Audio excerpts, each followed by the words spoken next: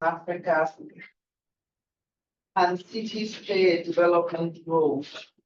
The panel essentially speaks to the research that we've been doing since 2020 on migration, urbanization, and conflict in Africa towards peaceful urban futures. The project is sponsored by UKRI through the Arua Research Excellence Project.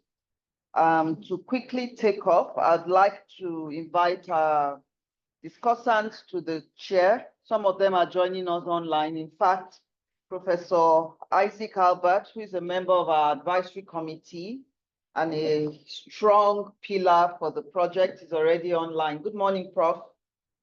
And thank you for joining us today. I'd like to invite Dr. Kennedy Eboka of the University of Lagos to join us at the on the high table, on the red chairs. Dr. Esther Tonte of the University of Lagos as well to join us. Esther and Kennedy were postdoctoral fellows on the program, and they really are the engine room of the project in Lagos. And then we have the principal investigator of the project, Dr. Fana Gabriel-Senbet, who just came on. Perfect. Fana, welcome, and say hello to the guys in the room. Thank you, Taibat. Thank you, everyone. All right. And then we have Dr. Paul Mukuya from, Dr. Fana is from Addis Ababa University. And then we have Dr. Paul Mukuya from Makerere, who will be joining us in the next few minutes. So we just go straight to it. This panel is going to start with a few short words by the principal investigator, followed by an update on the research findings so far by Esther and Kennedy. And then we have our discussants respond to some of the issues that have been raised, and we have a nice conversation, if that's okay with you. So right away, we hand over to Fana. Please, opening words. Thank you, everyone. Welcome. Good morning, everyone. The MUCA project, the Migration Urbanization Conflict Project, just finalized officially a few weeks back at the end of March. And we have been studying the relationship between three dynamic processes: migration, urbanization, and conflict in 9 African cities. The cities were categorized in 3. That's the primate capital cities, in the industrial labor migration cities, and the third tier of cities being peripheral cities with experience of displacement. And the primary attention was to look into how migration processes affect or add pressures to social, service provision, as well as other, public goods that city authorities already have to provide, including peace, as well as a degree of stability, social cohesion. And we had interesting findings, as you'll hear from colleagues Esther and Kennedy. And at the end of the day, when it comes to urbanization and its impact to economic development at national and as well as continental levels, one important aspect that the project has considered is the one inevitability of rural-urban migration as well as urban-urban migration, particularly attracted by the different promises or amenities that urban areas provide compared to rural areas, especially to the youth, men as well as women, in the more productive, more paying sectors, service and manufacturing compared to the rural sectors. And we have seen consistently that migration is a primary among the chief characteristics of urbanization in all the cities, while the development outcomes, at least to the recent migrants has not been necessarily the case. And that by itself also brings additional tension when it comes to the relationship between migrants and the host. And what's also defined as a migrant has been contested to an extent, especially some even after generations or decades of living in a particular city might also be considered as permanent migrants or permanent guests by the host. So these are the dynamics that we have considered, and we are currently working on different publications. Some policy publications are already finalized more or less and are on the last stage of publication, while we are working on book projects, at least 3 book projects, one at project level, 2 national levels in Ethiopia and in Nigeria are also underway. And hopefully we'll have all the findings ready, published for everyone to read as well as to comment on in the coming months. So these are the few words I have to say, Taibat, and thank you for inviting me. All right, thank you very much, Fana. So we'll come back to you after the colleagues have presented and we start the discussion. So we go straight to it, and we'll invite now Dr. Esther Tonte to give us a brief overview of the research findings from Nigeria. Okay, please go ahead. Yeah, thank you, everyone. Am I okay sitting? It's fine, yeah. Thank you, everyone, for joining the session. This project is on migration, urbanization, and conflict in Africa. Of course, the main purpose of the project is towards peaceful urban futures. And we have found out some emerging things. The study has actually projected some issues around policy. But during this LSA, we just felt, okay, let's interrogate with this project title, that with migration, urbanization, and conflict in Africa, can cities actually play a development role? And that's why we have this title. This title is on the location we studied were Lagos, Jos, and Obajana, that's Kogi State.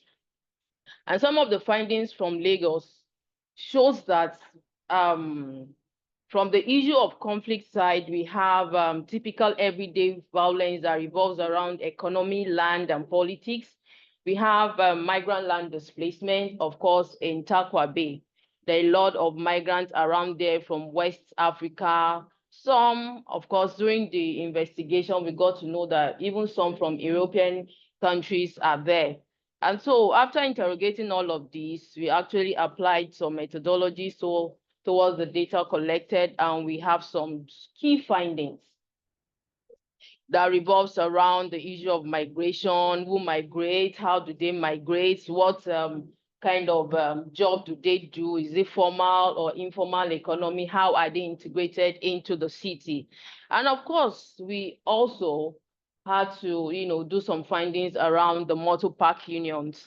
How is that how do they come about their formation? How do they, come about the groups in that particular parks, of course? How do you recruit? So, sometimes they are young, sometimes they are not too young, and how? And then by the time they're in that particular location, their behavior actually synchronize with each other, and then they do the same thing across board. And we also find out that there are different types of youths around the parks and at the street levels. We try to find out as well the identities of the area boys and their mode of integration. And of course, at the end of the day, we're able to come up with some of the policy issues towards peaceful urban futures. And around everyday violence that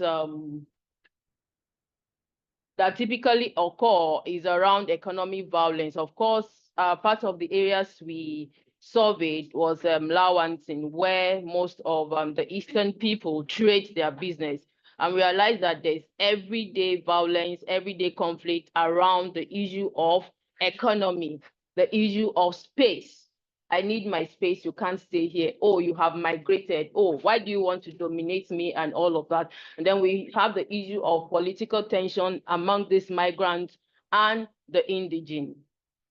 We also have community violence among gang-related violence. Of course, you remember at the time of, I think 2020 around COVID-19, where we have the 1 million boys and all of a sudden we just saw boys, trooping in. Before then, it has been 1,000 boys.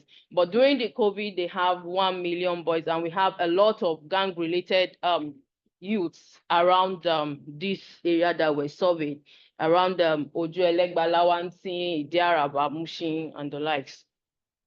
We also have the aspects of the political violence and interpersonal violence between individuals in public spaces, especially the NURTW. During the survey, we got to know that there were, clashes amongst the indigenous in the park and non-indigenous. For instance, the Calabar boys, wanted to dominate the park, and the Yoruba boy says no. So these are some of the everyday conflicts that have been experienced in the study area. Of course, and as related to the issue of migration, violence, how do they come about, who brought you? But the most amazing thing we found out is that most women migrate as a result of marriage. Of course, you have the men migrating because of greener pastures, but during this survey, what came up dominant was that female migrate more as a result of marriage. And of course, we have the issue of violence. Sometimes the issue of violence most times occur when the migrant want to take dominance or political dominance within a particular community that they find themselves. And of course, oftentimes you find that migrant wanting to find expression wherever they are. And so this causes some kind of tensions and everyday conflicts in the study area. This was found out at Takwa Bay and as well as Lawansin and Idiaraba. If you are in Lagos, if you could recall the clash that came up between the Hausa people and the Yoruba people around 2002. It was a very bloody clash, and it's still about, when we interrogated that, we went to the Sarki's Palace, because at Idiaraba, the Hausas have a palace at Idiaraba. And the little thing that caused the conflict was that, where are you coming from that you want to come and dominate us? And it was just a little conflict that happened that now escalated into that violence issue that we had. So that has been the trend of migration issues that occur within these areas that were surveyed.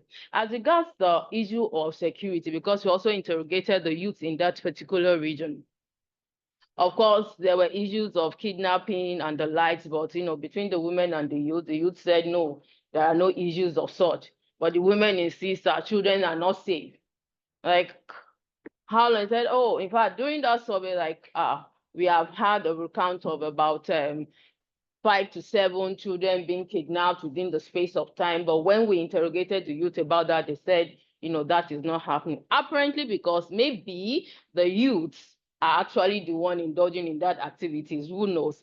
But in this particular study area, we also find out predominant threat areas that residents are actually wary of. And so these are the predominant threats. These cult boys have different names. And among these cult boys, you also have conflict and tension between them, trying to dominate. One group wants to, become the head in that particular group.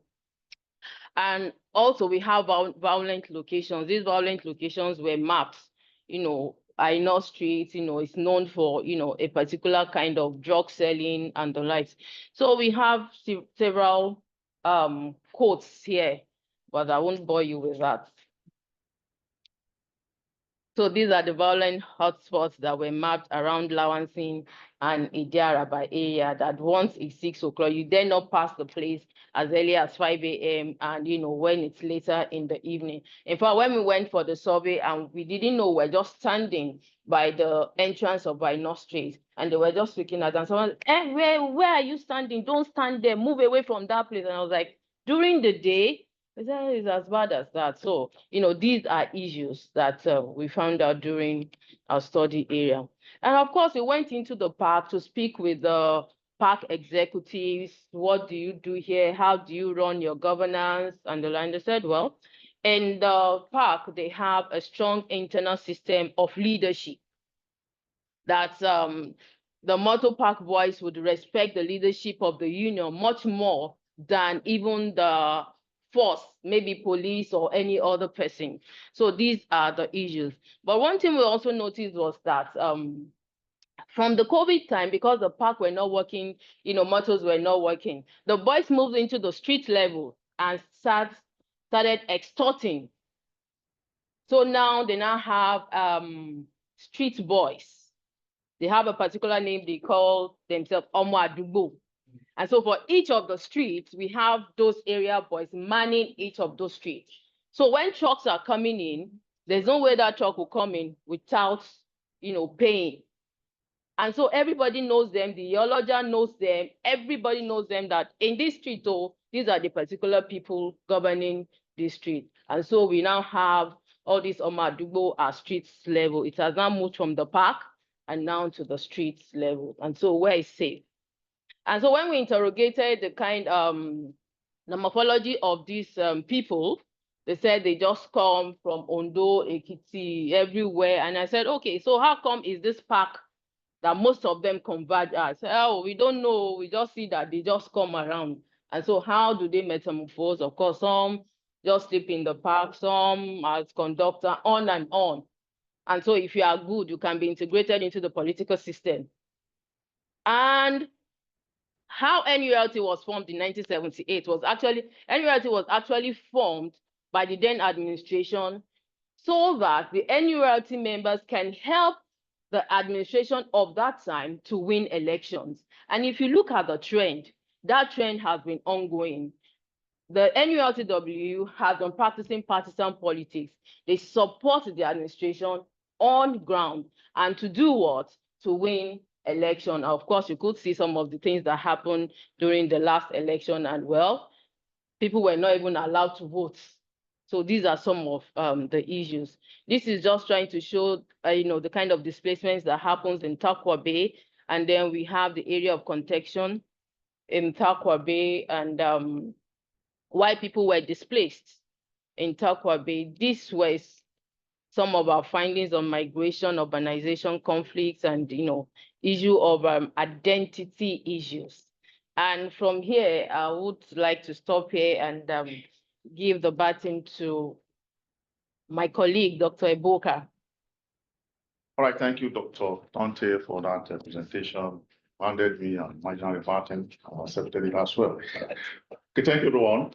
I'm Kennedy Eboka. I'm one of the team members of the research on urbanization in Africa. The question that characterize this particular session is whether city can still continue to play the developmental role in human society. Well, I'm going to speak on one of the cities that form the focus of the research.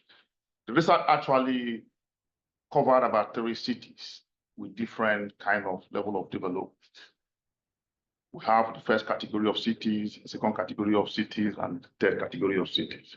The first category of cities have to do with cities that are primary cities and driven by, socioeconomic development and serve as commercial center of the nation. Like in Nigeria, we have Lagos, Uganda, we have Kampala, and Ethiopia, we have Addis Ababa.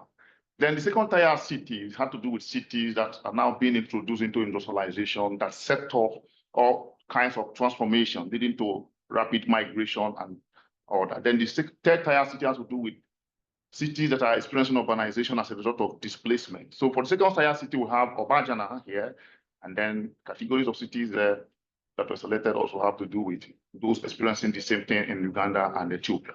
Then for third tier city, we have jobs, where the push factor had to do with displacement and some level of conflict. So urbanization in these 3 categories of cities appear to be driven by these different factors. So I'm going to speak on the second tier city, which is urbanization.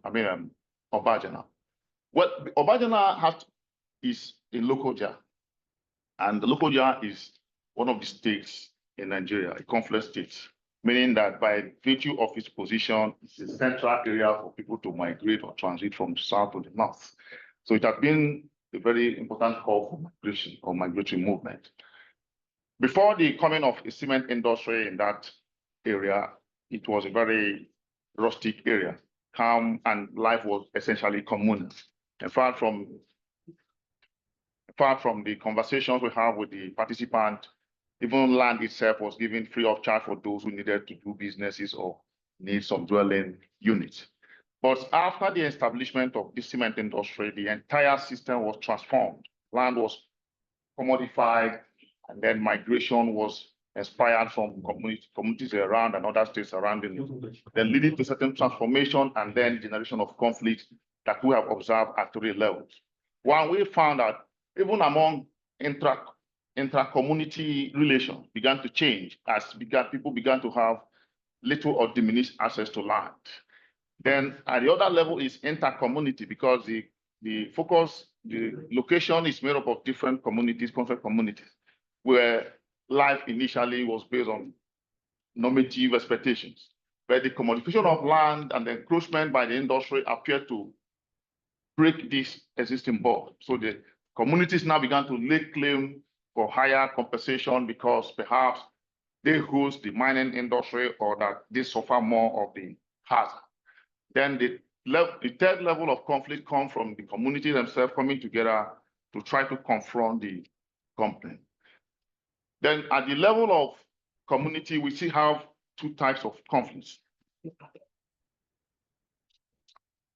So there is this conflict that has to do with herders and farmers at the fringes, and then within the migrants and the host community at the core periphery. So the question of how these things are managed, of course, we observe that the absence of governance or governance structure is one of the problems that they are suffering. So what they are doing is they use community-embedded conflict control mechanisms in order to help them manage some of these problems. This tend to highlight the importance of bottom-top approach to conflict management.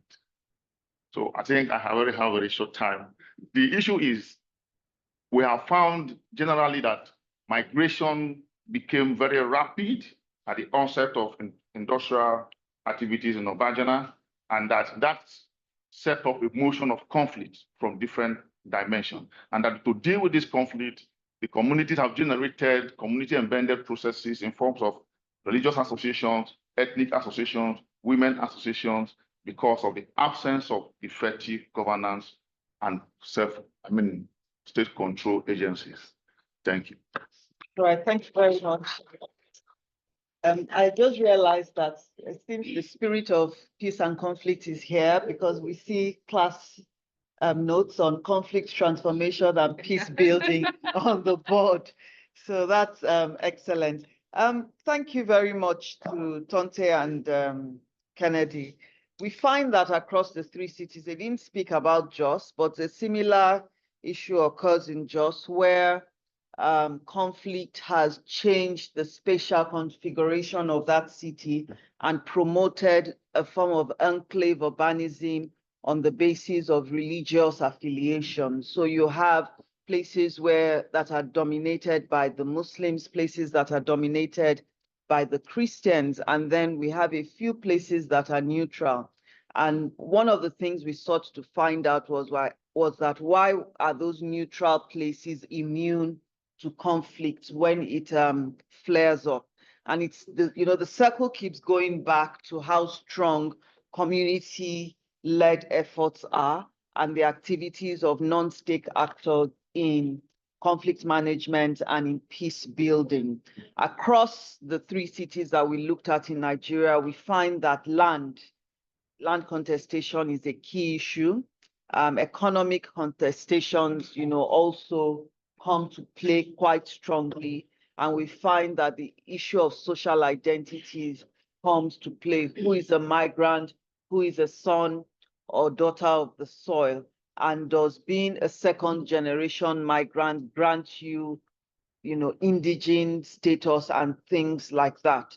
So we're going to go straight to our discussants. We have some policy issues that have come up, but we're going to go straight to the discussants so that they can have some time to really deal with the issues that have emerged from the study, and we can look at how cities can play developmental role? Can cities catalyze peace building? What can we learn from cities which are traditionally heterogeneous places that cater to multiple interests? What can we learn from cities that can support, our efforts about thinking of approaches to peace building and conflict management in the context of African cities? I think the first question will go to Professor Albert. Professor Albert, incidentally, will say he is the pioneer expert academic and practice on peace building as a direct discipline in Nigeria. He's the pioneer director for the Institute for Peace and Strategic Studies at the University of Ibadan, and he convened the very first peace studies program in Nigeria. The question to you, Prof, is how can cities serve as a catalyst for peace building and development in the context of Africa? You have 5 minutes, sir. Well, thank you so much for the question. And I also want to thank Fana for being on this panel. The focus of your project, the MUCA project, the project is so significant.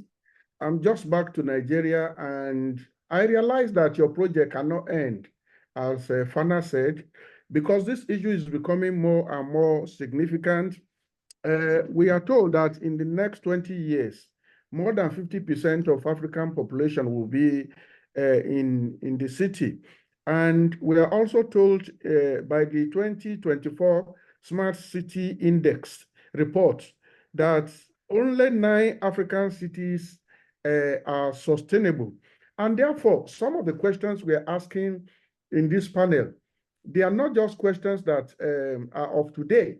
They are questions that have to do with the sustainability of the African society.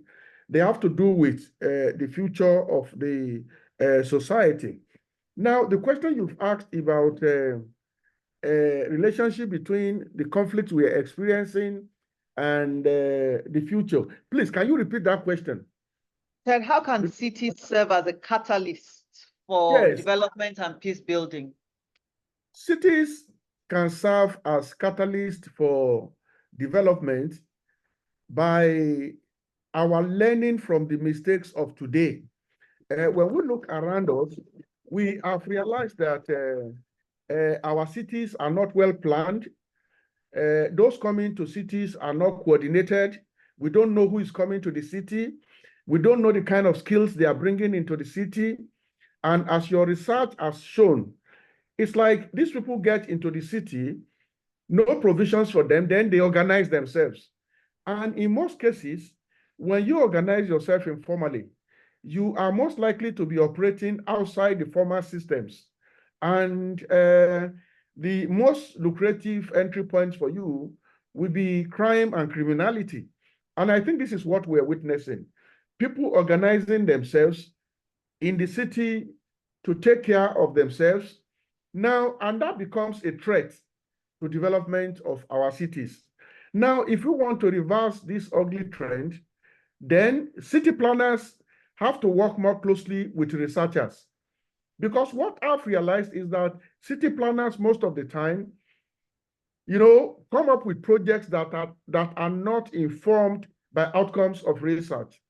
You have done a very, very big project, but the question is, to what extent is the state willing to sit down with you to listen to the outcomes of your project, and then for your findings to improve policy?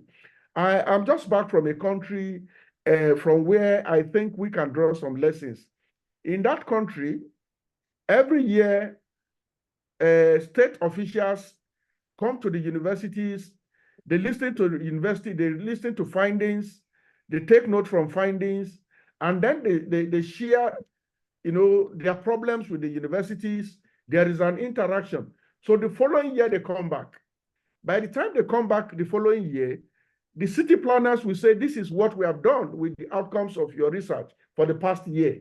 And these are the results we have achieved. And then scholars also will say, these are the gaps that, so there is the need for synergy by those of us doing research and those of us managing cities. Now, I also saw a project in South Africa where researchers were commissioned to do the kind of study you have done. And the cities were mapped. Areas where you have area boys, areas where you have crimes, areas where and then state officials sat down with these researchers, and then interventions were planned according to outcomes of research. And as a result of this engagement, South Africa has been able to produce very good boxers. They have been able to produce very good wrestlers. They have been able to. So what they did is to convert the energies of these street boys into something productive, something that could add to the image of the cities and development of South Africa. Let me stop there. All right, excellent. Thank you, Prof.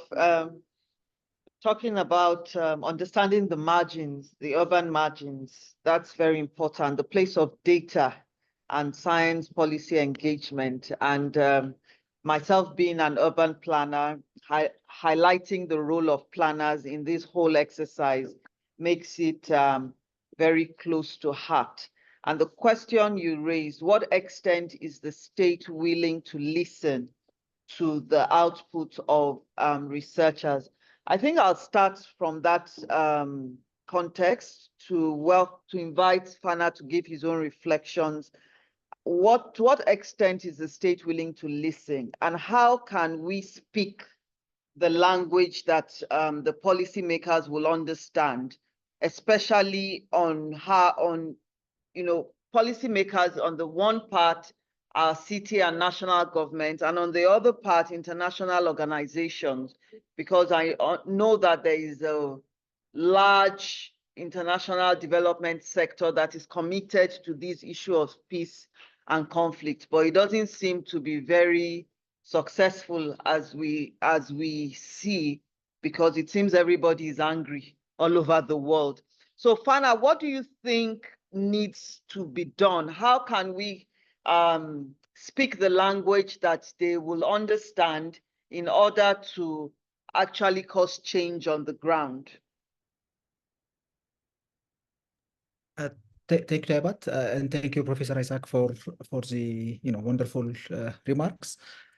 So this challenge of state or government officials not listening to what academics have to say or their findings, I think is pervasive, not limited to urban issues or the particular issues of migration and some conflict dynamics in urban Africa. So I think that we'll have to recognize, but when it comes to what do we have to do to get listened, I think the most important point is to engage, interact, and that hopefully will bring in the some degree of response from the urban planners, policymakers.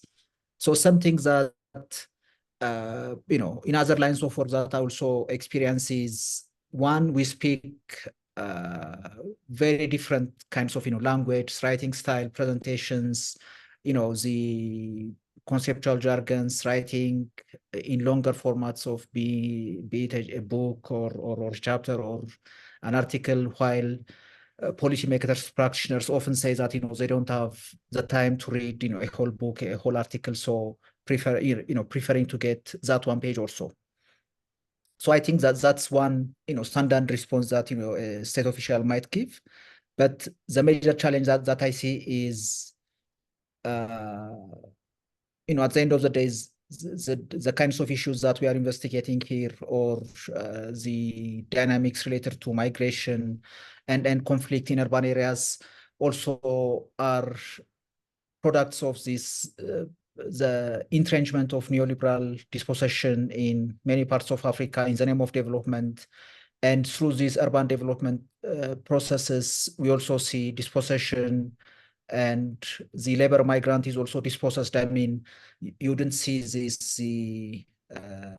interest class, for the labor class also to get organized, to get whatever, you know, services or amenities, land or housing at affordable prices, and all these complicate the picture.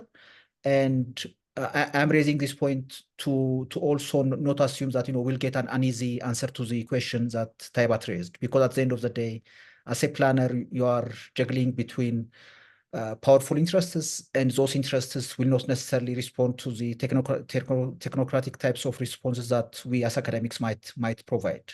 But anyways, we'll have to, you know, produce our you know, do our research, produce our findings, and communicate it in a manner that's legible to the policymakers. Often in policy kinds of engagement, you know, shorter one-page or so pieces, and also to the extent possible, showing in clear, preferably in numerical forms, the opportunity cost of not doing something.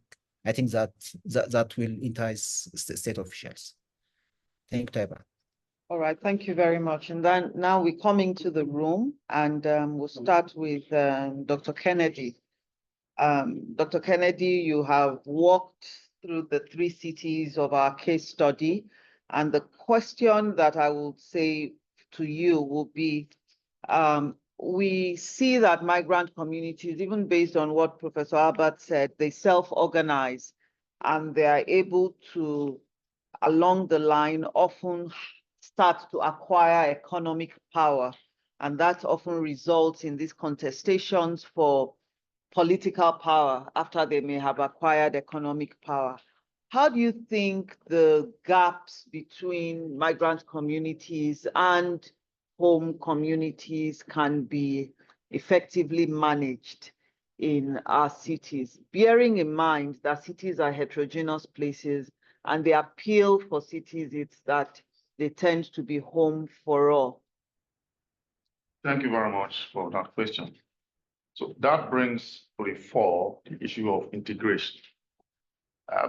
Migration has come to stay, and no matter how we try, policymakers, government cannot resist it. So the question you have raised can be well managed, that the issue of how to minimize conflict or antagonistic relationship between organized migrant groups in cities and perhaps the host community is nothing but to come out with good policy of integration. The idea of trying to ask people to go back to where they come from after raising themselves cannot work in this current society. If you look at what China is doing, for instance, they have this notion of national civilized cities, and the focus is to ensure that the city is seen as a home for all.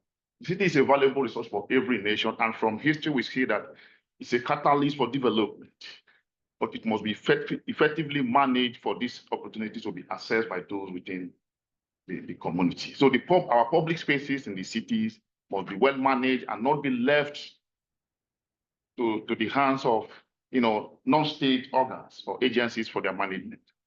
So the question is, the proper management of these groups, different groups, can only be done, effectively done, through proper and, you know, amicable integration of making people to feel welcome rather than as strangers that put people in a binary of they and us. With this, conflict can be minimized and the intergroup relation can be properly managed for us to harness the talents that migrants come with. And even those who don't have talents, the city provides a valuable resource for talent development. Okay, all right, thank you. Dr. Tonte, when you were presenting, you talked about the strong non-state actors, from traditional authorities to religious leaders to women groups to even the youth groups, perhaps as conflict instigators, if you will. How can these kinds of institutions, how can they be effectively leveraged? Because what we find is that they're operating at an informal, on an informal scale. How can they be upscaled to the city level and their activities made more impactful? Yeah, thank you for that question. Of course, if there's a conflict, there has to be a way of resolving or managing that conflict. But from our study, what we have found out is that the traditional system, the religious system of conflict management works better even than the formal one. So what I think is trying to conceptualize the informal form of conflict management into the mainstream so that at least that can help, because the people have more trust on the informal kind of conflict management system, much more than the formal. So these are part of what we saw in during our survey. And so there's need to strengthen this non-informal method in order to foster social cohesion and community engagement. And so this will also help in the inclusive planning of our society and the city. Thank you. Thank you very much. And that brings to mind a survey, not this project, but a survey that took place in 2018. And it was a simple study across the city, and people were asked, first they were asked for their religious affiliations, and then they were asked that in the case of an extreme weather event, in light of climate change, if there was a drought in the city or there was no access to water, drinking water, who would you trust to provide water in the community and that you are sure will make sure that everybody gets in the community? And across over 200 communities in Lagos, the first port of call was usually the resident pastor of the Catholic Church, followed by the mosque. And I guess the provision of water is an Islamic concept. Sharing of water as a gift is very closely tied to the Muslim faith. So I found it really curious because on that long list, there were the local government chairman, there was the councillor, there was the chief, and things like that. After the religious organizations, we had the traditional rulers, and I think the local government came in at number 10.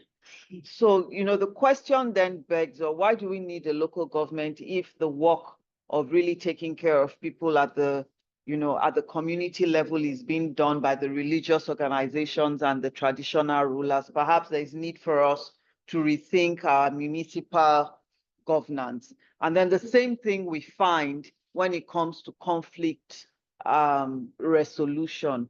Oftentimes, when people get into a skirmish and all of that, once the traditional ruler has spoken, there's usually a measure of peace until they are able to resolve issues. So at this point, I'm going to invite comments, reflections, questions from colleagues in the room around this issue of how can cities play a development role in managing migration, urbanization, and conflict in Africa. Thinking about peaceful urban futures, what roles can cities play? What do we need to trigger? What are the things that need to perhaps be reformed? What are the things that need to be, maybe the institutions that may need to be demolished or dissipated for us to really start to experience peaceful urban futures in African cities? So I welcome your comments and your reflections at this time. Okay, please introduce yourself and your institution. My name is Sarah from I feel each person that coming to this from their rural area, there should be a place where everybody should get started. I think that would reduce conflicts. There should be a place where you get and they can be able to trace you. But some people just move into the city without, so they can easily commit crime and just go to they should be able to maybe I look at it of each area that we need to. Okay. All right, thank you. Okay. Thank you. Well, don't know us, okay. Please introduce yourself and your institution. My name is Peter Lewis from University of Nigeria. So, when you are presenting the nation issue of the global movement, voice, and I feel that, I don't know if you explore it in your study. I think one of the reasons that is that issue of poverty, that is poverty in the land, and then maybe it's the poverty. I just want to suggest that it's something that we also do. That's the point. Thank you. Thank you. Thank you. Thank you very much. DG, I think so my question, it's a question on, I don't need to tell that you have to answer to that. It's a question of autonomy, like, for example, by base, there's a place I come from, and by origin, there's a place I come from. So, and, no matter how long it's split, it still have issues here. So, that would actually take you back to what was said regarding maybe institutions without a certificate, and then still collect the certificate of origin. So people still try to segregate and tell me like this here, that kind of thing. I don't know how that been happening in the local. Why people still like still hold on strongly to that sentiments. Thank you. Yes, you should address them to them. Okay, yes. When the economy is stronger, I'm the clinical psychologist. So I'm coming from of environmental side. We understand that crowding encourages crime. So if we want to organize citizens, we must go back to the slum area, decongest it. The government should provide facilities to monitor all parts of each city. Crowding will help you commit crime and cover yourself. But if cities are congested, people from the rural area know that they can't come into the city and hibernate in a crowded area. And as a matter of fact, most crowded environments occupy very, just like ocean, it's crowded. There are places for them to sleep under the bridge. But if you go to well-planned areas like Victoria Island, like you don't have places to harbor there. So in planning the cities, the government must be intentional. Every local government from here to here, the demographic land density of each community should be planned, and a certain amount of people should stay there. This will help handle crowding and crime. Also, the government should be intentional about intervention. Most times we pick up those people, there is no intervention to reduce crime. If we don't rehabilitate, if we don't engage them properly, crime will increase. So this aspect that should be put in as an institution in the government policies, where crime investigation should not just be for punishment, but for rehabilitation and re-engagement. If somebody is stealing, it could just be as a result of a psychopathology. Somebody is a prostitute, probably she was traumatized. She was raped by a series of men, and she said, if I'm being raped for free, why don't I give myself money, somebody and I'm paid, and I get money? If somebody is clubbing, maybe the person is just an exhibitionist. Do you understand? Exhibitionist, I think, is someone who wants to expose, has pleasure in that. It's a psychopathology. And all of these are hidden in environments where it's hideous. It's not porous. It's not, you can't penetrate there. So we need to come down to this local government, like your research said, the pastors, the religious setting bring a lot of support. But sadly, I don't see the government bring support. Anyway, thank you. Thank you. Please. Thank you very much. Rob Ackfield, Nottingham Trent University. Just a couple of questions and comments. First of all, could you possibly say something about what your work has revealed about the drivers of migration? And one of the things I'm thinking about here isn't so much what has been said about rural to urban migration, but migration from other cities into Lagos. So when you're asking the question around cities, presumably it's not just the capital cities or as here the major but you're saying it's sucking people in, but there might also be push factors as well, which for me then also makes the question development for who? Where, are you just focusing on development within 9 major cities? What might your study say about development in other cities? You spoke about 3 years ago, and what that might then mean for migration in the first place.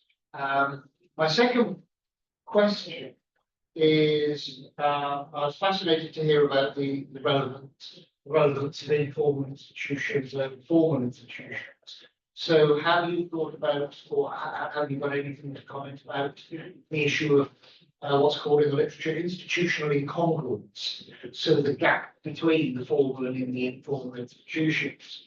And one of the things I'm thinking about here is if the governments implement the formal institutions such as banning informal activities that represent legitimate income earning opportunities, if they go and destroy informal settlements, as that's been going on in various cities around Africa, without thinking of the alternatives. Where are all these people going to live? What will they do to earn money in a legitimate manner? But just wondering if the notion of institutional incongruence might be a way of framing those kinds of issues. Thank you. Right, thank you. Please. Seeking the use of foreign national interest. So I'd like to find out if the study also considers young migrants.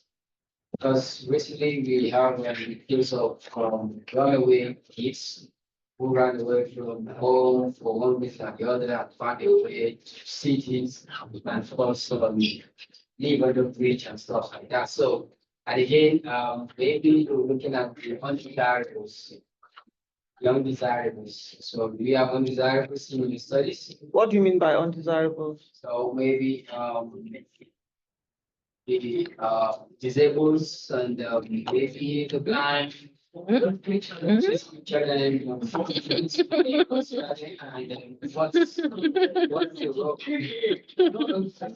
right, thank you. Okay, final question, and then we'll respond and then come around again. Okay. This is not a contemporary issue. Even in the colonial time, having migrants coming into cities like New York, the Savo Lugaris that were located across some cities in southwest Nigeria, especially have the likes of Savo in the past. Even in that area, around even the Lagos and some other areas. And it's those areas serve as the first place of socializations for migrants, where migrants get themselves involved, get little information about the city they are getting new into, they are getting into, such as over time when it now gets across the areas in that city, more social life. Like in contemporary times, most of those areas are now overcrowded, but even they just like indigenous of cities are also in that area. So you couldn't now find themselves in that you just move out as they're coming, they move down to several areas, we only move into the main areas, not already socializing yourself, without socializing yourself, being created or social structure that was available for migrants. So possibly that might have led to the kind of issues between migrants and the immigrants, causing conflict. Because it's not simply there was no conflict in these times, in times, so at least it was minimum. The population density that's also important. So if there's a structure, development and create structures whereby can accommodate at first migrants, then over time you can get it. So socialized generally. Okay, thank you.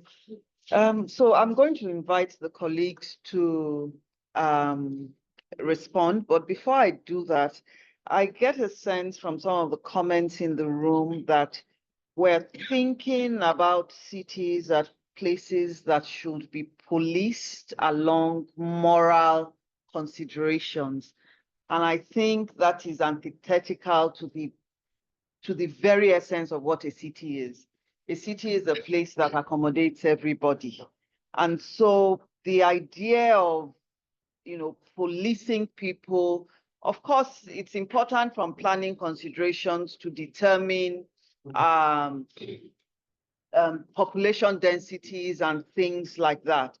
But policing people or enforcing registration for people coming into the city directly infringes their constitutional rights and freedom of movement, for example. So how do we reconcile our imaginations of who belongs in a city to why people who are constitutional citizens of a country should not go into certain spaces? Understanding that cities belong to everybody, irrespective of socioeconomic status, also, raises questions. And I think that speaks to some of the governance issues that we have, especially around these institutional incongruence that you spoke about, where there are institutional structures that directly seek to remove migrants who do not fall, who are perhaps undesirable, like you mentioned, but undesirable not in the sense of maybe physical disability, but undesirable in terms of their socioeconomic status and things like that.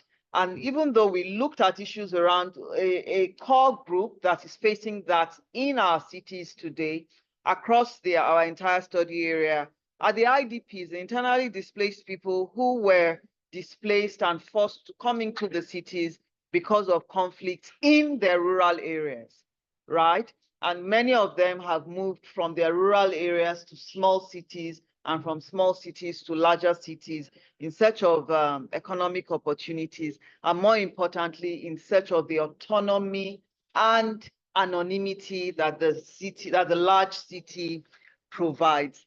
So I'll invite colleagues to respond now. I think we can start with Fana to respond to some of the questions in light of perhaps the broader picture across the 9 cities that we looked at. And then Esther and Kennedy can then provide some more nuance to the sites in Nigeria. Over to you, Fana. Thank you, Taiba. So with some of the questions, I couldn't get them clearly due to the I don't know, some voice clarity issues, but I respond to 2 or 3 questions that I think I captured well. So in my view, when it comes to migration, I think that migration, especially to urban areas in Africa, that's something that we'll have to live with, in the sense that, one, we have to recognize the population growth at high fertility, high population growth rates, the youth bulge, and the range of issues that one can list as push factors from rural areas, from let's say unavailability of farming land to the youth being not so much attracted to it, or unavailability of different infrastructures there, to pull factors to urban areas, especially the promise of some decent, well-paid job, or the urban condition in general, different amenities. Earlier, the issue of smart cities was also mentioned, so that by itself will also be some attractive element. Taibat earlier mentioned the issue of anonymity, which also I believe attracts many from rural areas. And on top of this, even if we take a very critical approach to migration, why do people migrate? On top of these structural explanations of push and pull factors, we also have aspirations. Many young people now, due to technology, social media and what have you, the aspirations is to live in an area with good enough internet connection. So that essentially becomes the urban areas. So the capability also, especially when it comes to domestic migration, will be easier, at least the legal capability. So All these essentially means that, there will be with higher, higher migration rates in the future. And if this is going to be accommodated by in a less violent or in a more peaceful condition, I think 2-3 conditions have to be considered. One is better planning capabilities.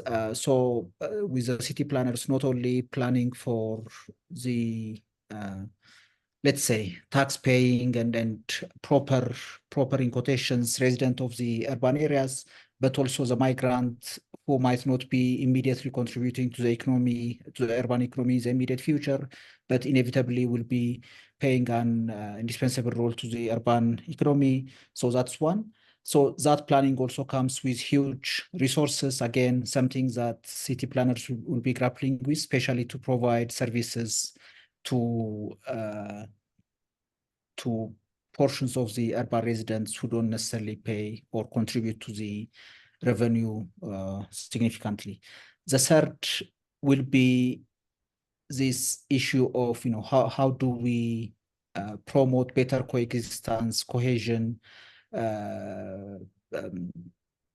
social capital across groups, between the migrant and between the sons, daughters of the areas, the indigens and the newcomers.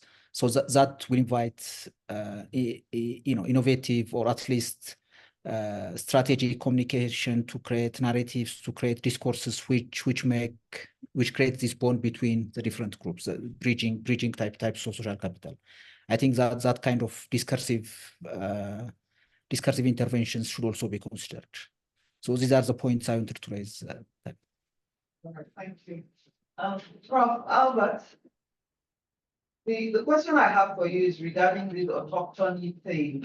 How is the government promoting conflict and divergence with this idea of people having separate places of birth from places of origin, and then being entitled to resources on the back of whether it's your place of birth or your place of origin?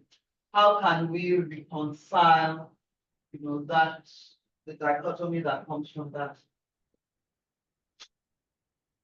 Thank you very much.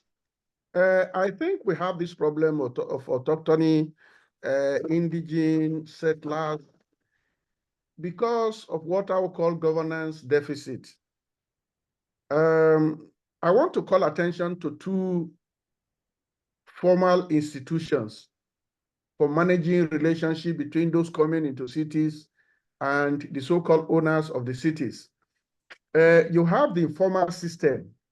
The informal system has to do with well-structured local government system. When you have a well-structured local government system, it provides for everybody. And you are expected to have a community development officer who is expected to be engaged with, working towards coordinating the entire community. And then you have traditional rulers. Now, my assessment of the formal system, most especially in Nigeria, is that the system has collapsed. The local government system has collapsed. Traditional rulers are not empowered. Now, the problem is that when you do not have a formal control of your community, some people will take over the control of the community from you. And those taking over the communities consist of the different gangs we're talking about. We have godfathers, we have mafia groups who now control communities. For example, your study has excellently shown that NURT is in charge.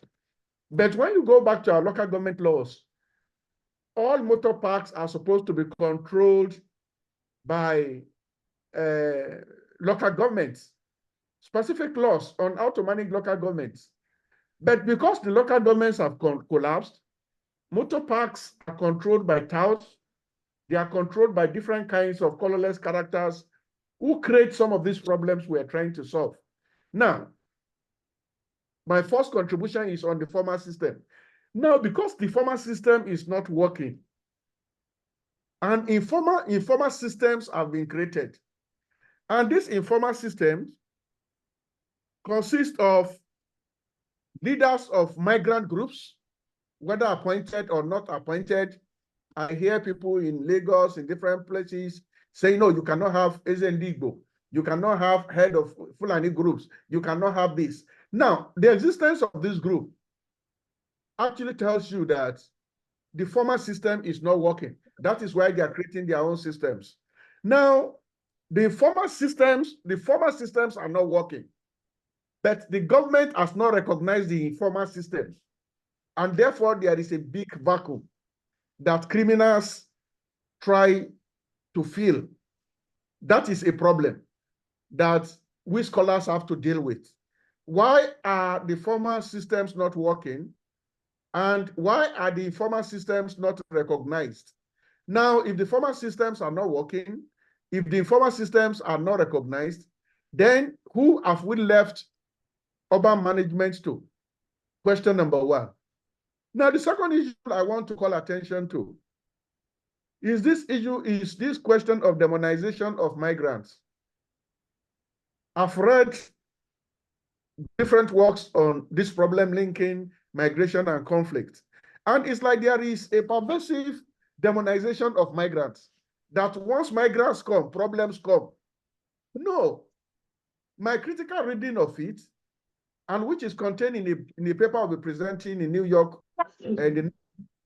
is that when migrants come, they come with moral assets that can help to build the urban environment.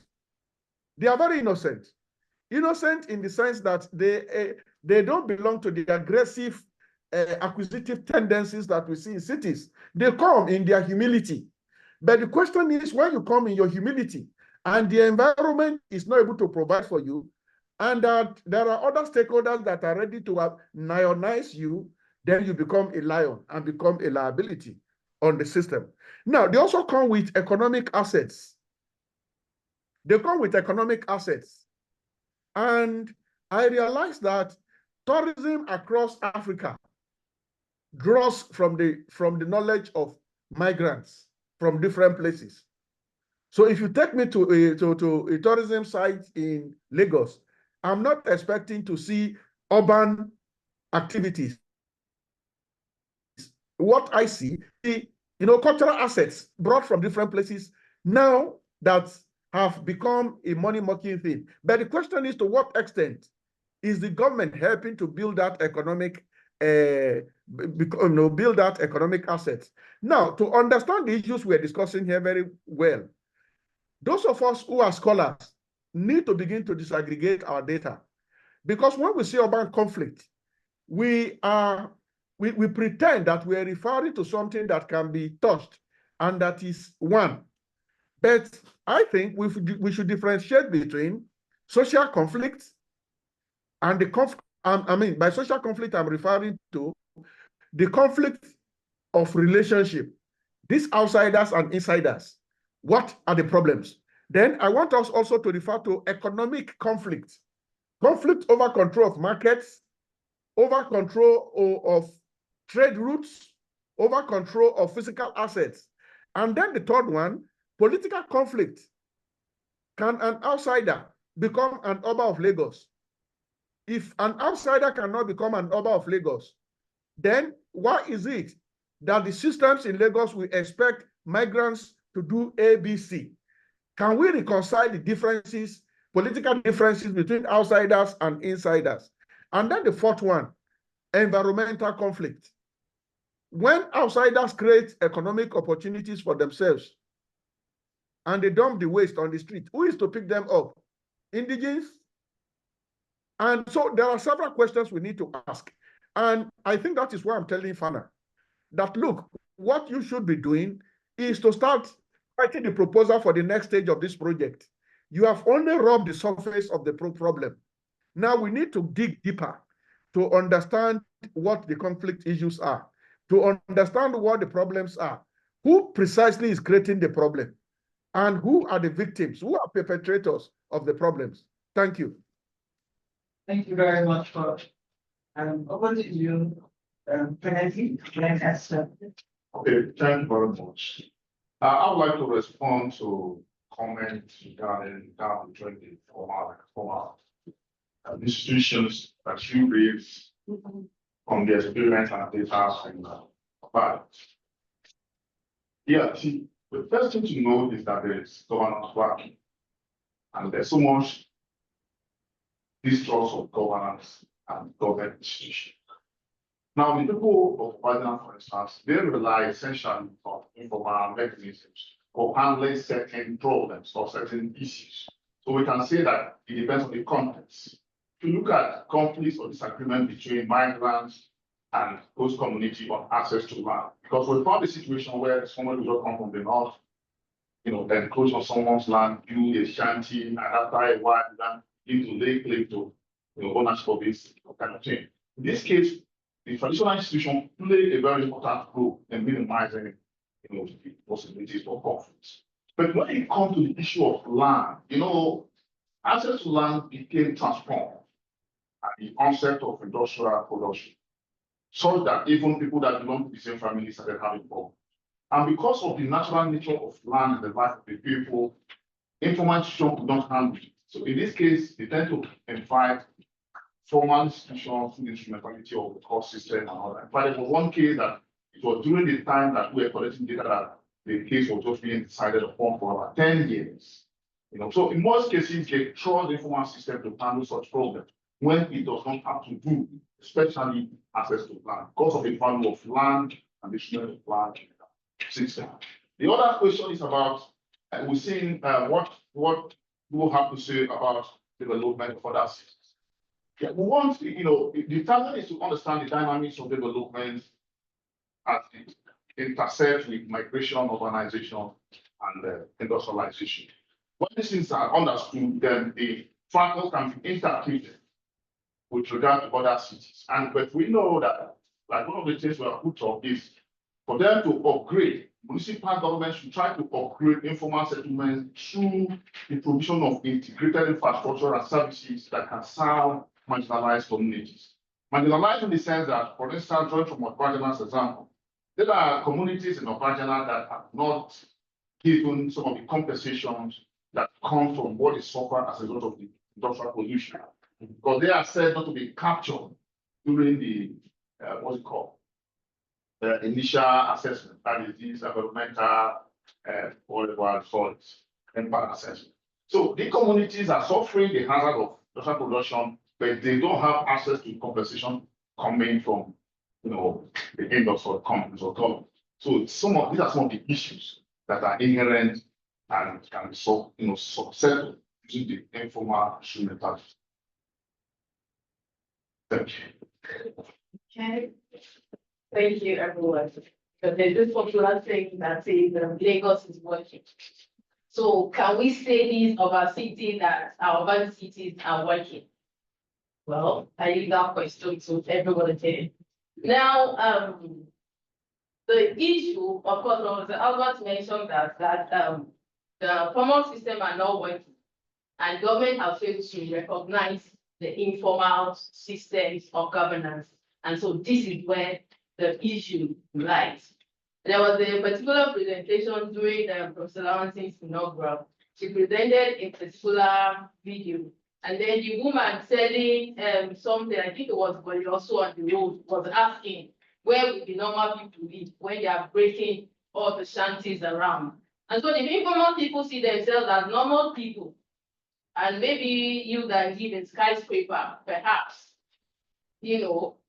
And so if we have a lot of shanties and the government is not doing anything about it, the survival of the informal people when you migrate, when you migrate into, how you integrate yourself into the cities, these are some of the issues that makes our cities look haphazard.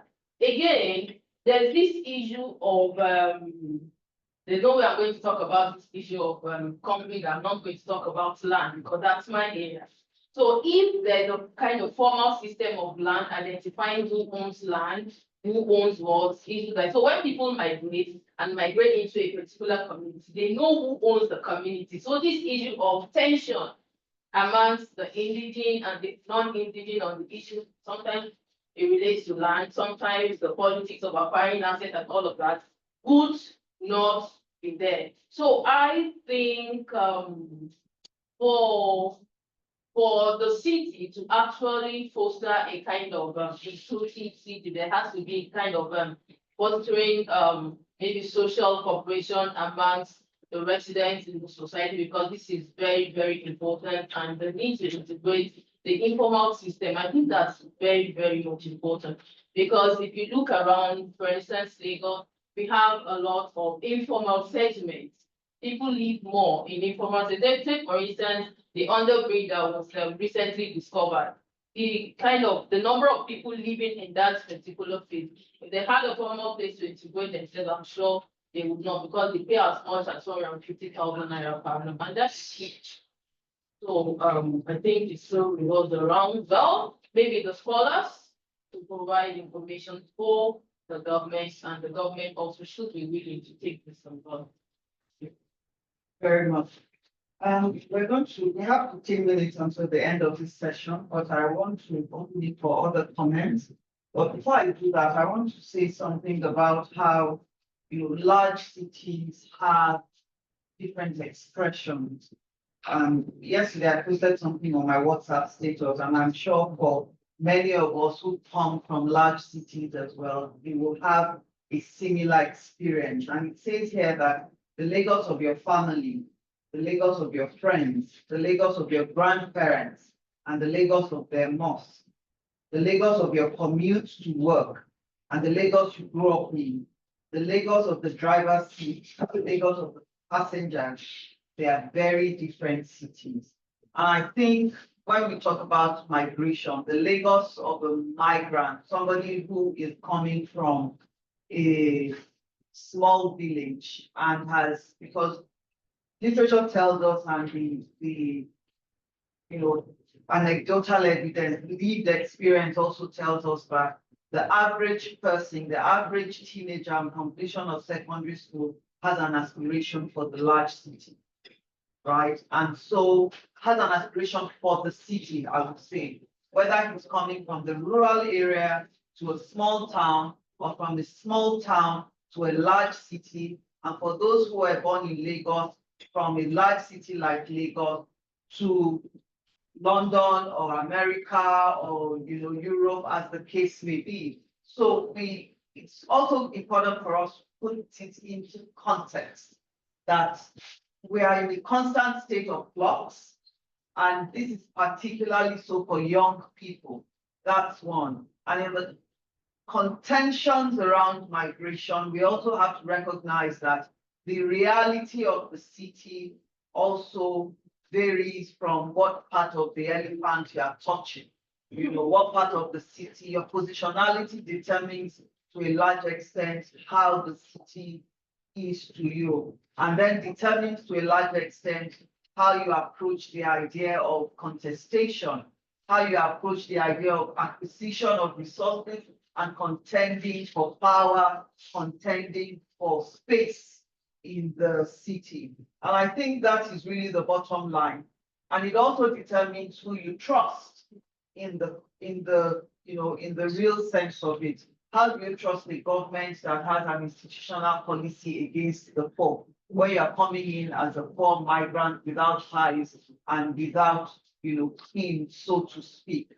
How do we navigate those complexities? And that's what, we find in the city. So I'm just going to throw it open now for a final round of comments and reflections before we close out this panel. So who wants to say something? The quiet one. Yes, please. Sorry, Robert. I just want to pick up on something you said earlier about the nature of policing.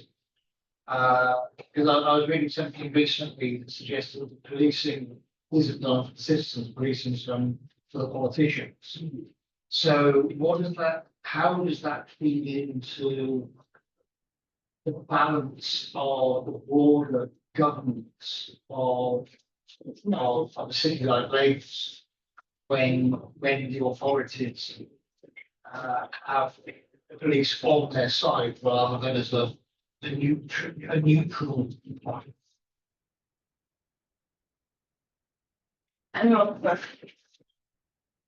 Oh.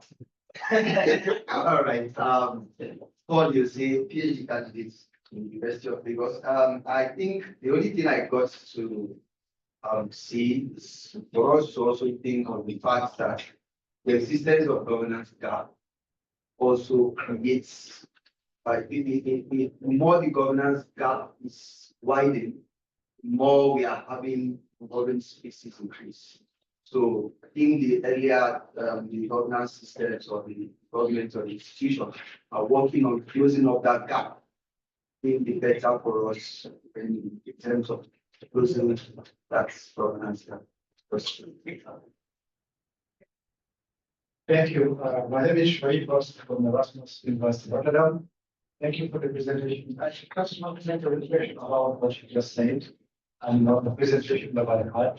I think we are also able to talk about tensions between the urban space that is coordinated by the city jurisdiction and controlled by the states, versus the urban space within which there is shape opportunities and possibilities that we outlined as borders, why they move to all these cities and perspectives from wherever they come from. And I think there's been continuous measuring of what governments should be doing and how different the language in scholars is compared to the practitioners. I think what we as scholars, what we perhaps are missing is the understanding of the language and the tools by the states and the public government, where they have particular set indicators around which city governments, local governments are assessed annually, the base of which subdivisions are. Therefore, if they're going to report to the ministry or whatever, the federal government, they're not likely going to be based on the indicators set by that. So that tool and template is very different from what we are suggesting as scholars as imagine in respect to opportunities and how they scaled up, how they inclusive for refugees and even immigrants into the cities and all that.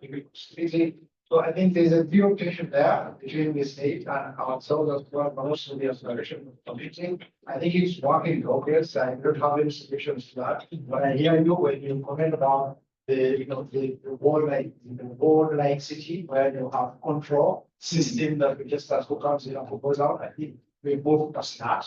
We're not already in that. Maybe that happens so many 100+ years in Europe and perhaps in Africa. And Africa provides a different trajectory of organization and which we have to appreciate and be able to build on whatever potential exists in order to make the city more inclusive, including reducing tension that Professor Isaac actually described of economic, social, and life environmental, where for me the environmental thing is how to say create opportunities for everyone that aspires to come. That's the environmental question. Thank you. Thank you. So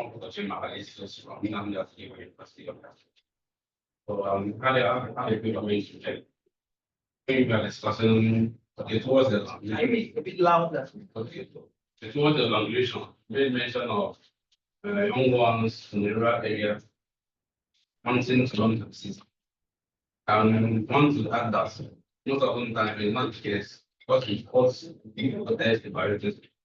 It's not supposed to happen certain time because we will see some persons in the city who would like to go to the rural area and have a view of what's the good, like how life over there goes. So I think I'm looking at that. So Thank you.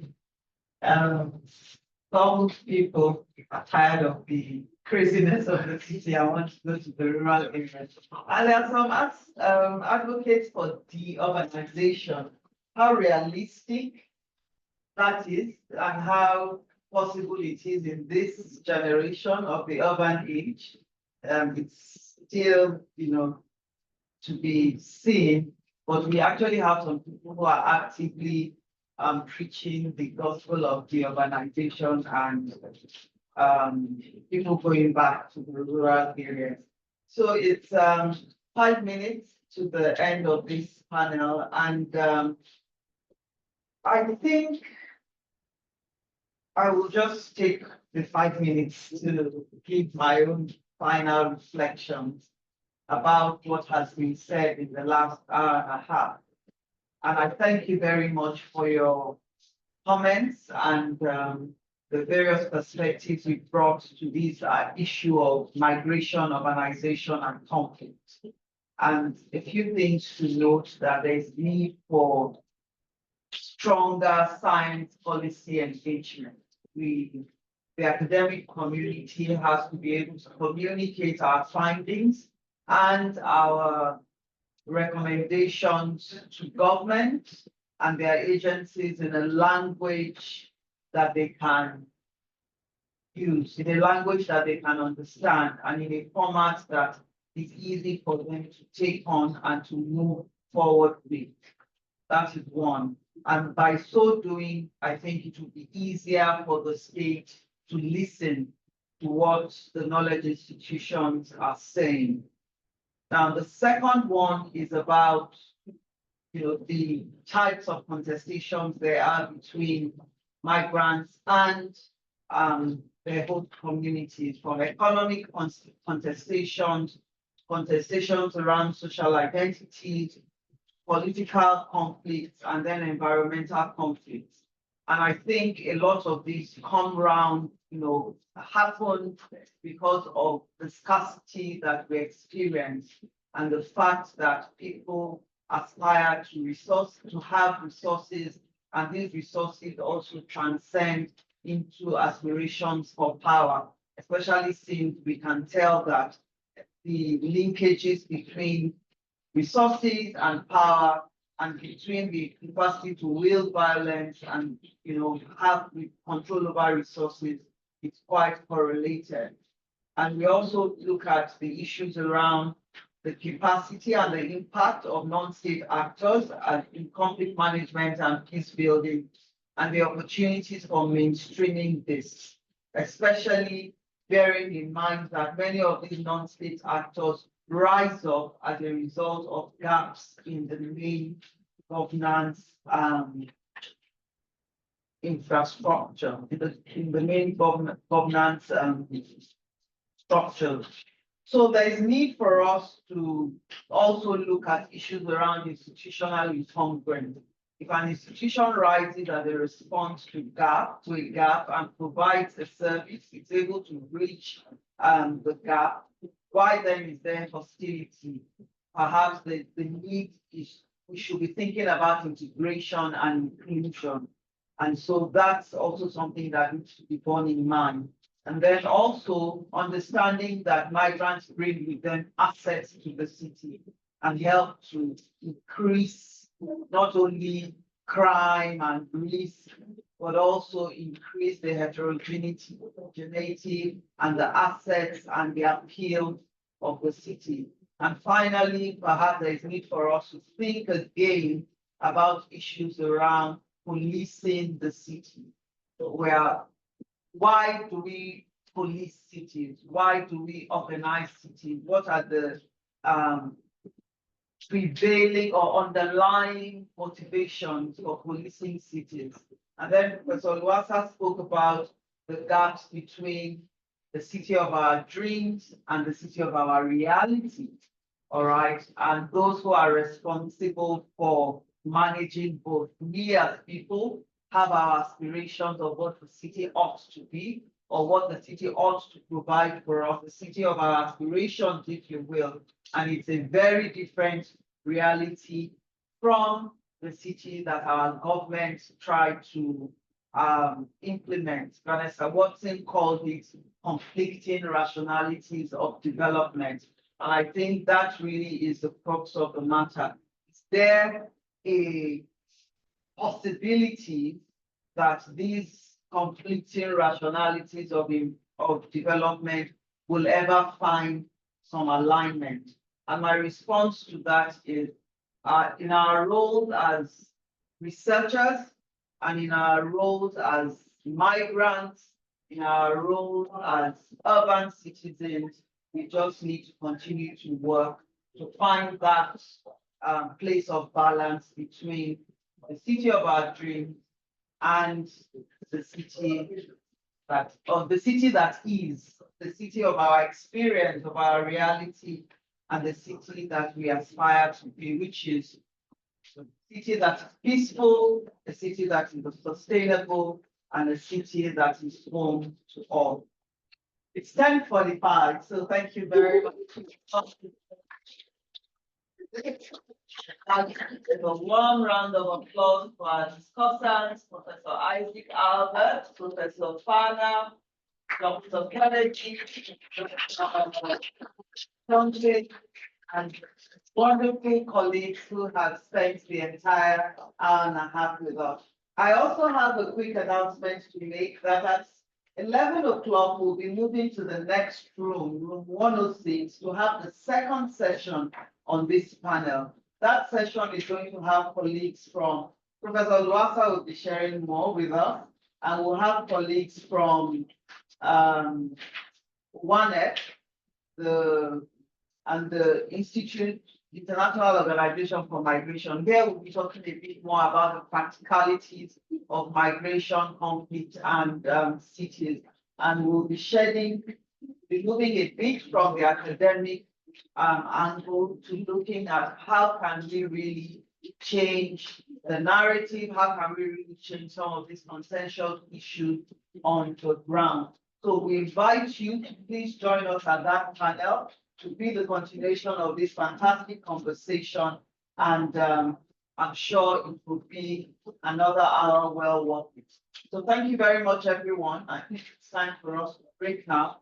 I will reconvene at 11 o'clock. Thank you, everyone. Thank you.